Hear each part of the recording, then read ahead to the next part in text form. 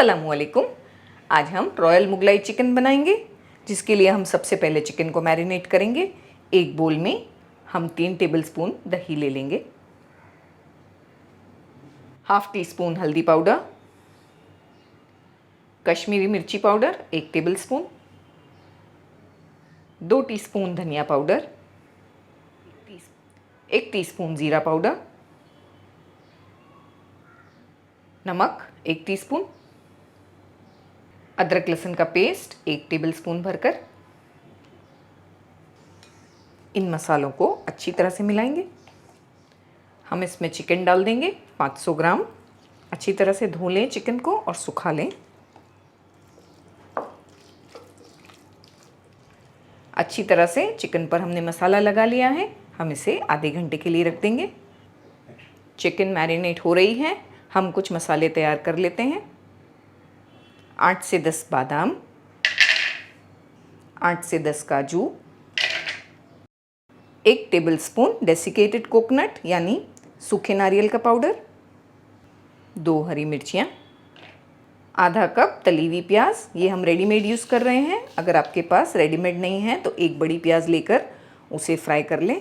हमने 1 चुटकी केसर को केवड़ा वाटर में भिगाया है, हाफ टेबल स्पून, ये भी डाल देंगे। ये ऑप्शनल है, आप चाहें तो डालें वरना नहीं। हम यहाँ पर रॉयल मुगलाई चिकन बना रहे हैं, इसीलिए हर चीज़ रॉयल होनी चाहिए। हम इसमें 3 से 4 टेबलस्पून दही डाल देंगे। हमने 3 टेबलस्पून चिकन के मैरिनेशन में भी डाला है, अभी हम और डाल रहे हैं 3 टेबलस्पून। तकरीबन आधा कप दही इस्तेमाल करना है इस रेसिपी में। हम इसमें 2 से 3 टेबलस्पून पानी डालेंगे और इसका बिल्कुल फाइन मिक्सचर बनाकर तैयार कर लेंगे।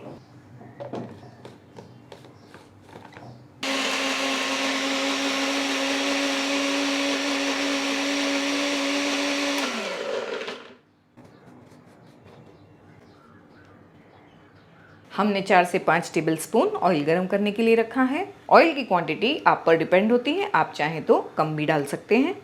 हम इसमें 2 टुकड़ी दालचीनी, 4 हरी इलायची, 1 बड़ी इलायची और 4 लौंग डाल देंगे। साथ में हम इसमें 2 पीस तेज़पत्ते भी डालेंगे।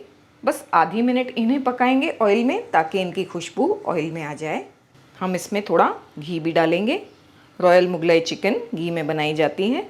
हम दोनों मिक्स करके बना रहे हैं। आप चाहें तो टोटली घी में भी बना सकते हैं या सिर्फ ऑयल में भी बना सकते हैं। 1 मिनट के बाद हम इसमें चिकन डाल देंगे।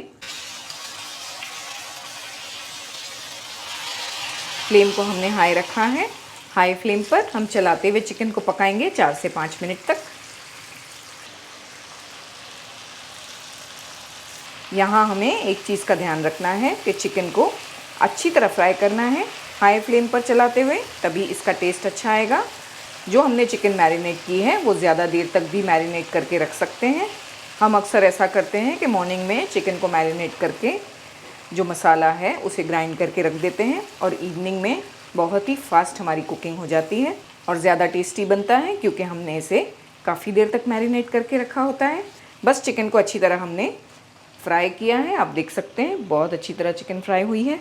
हम फ्लेम को अब लो कर देंगे और कवर करके चिकन के गलने तक पकाएंगे। हमें इसमें 10 से 12 मिनट लग जाएंगे।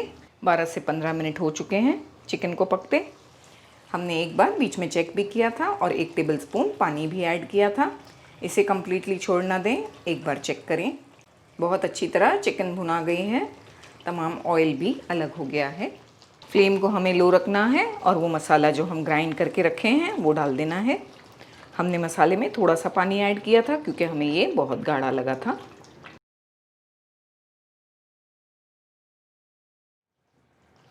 आधा कप पानी भी ऐड किया है हमने जार में, उसे भी डालना है। फ्लेम को हाई करेंगे और अच्छी तरह से पकने देंगे तमाम चीज़ों को।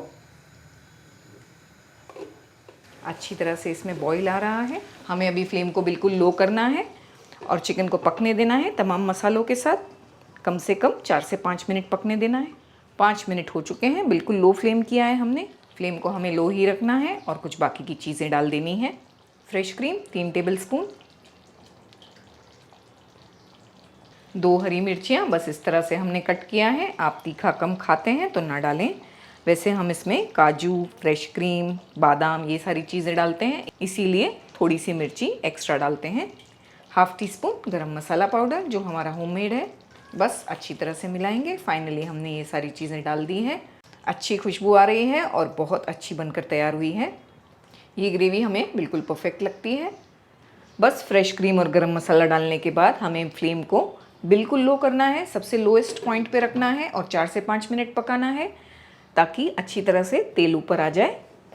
5 से 6 मिनट बिल्कुल फ्लेम लो करके हमने पकाया है।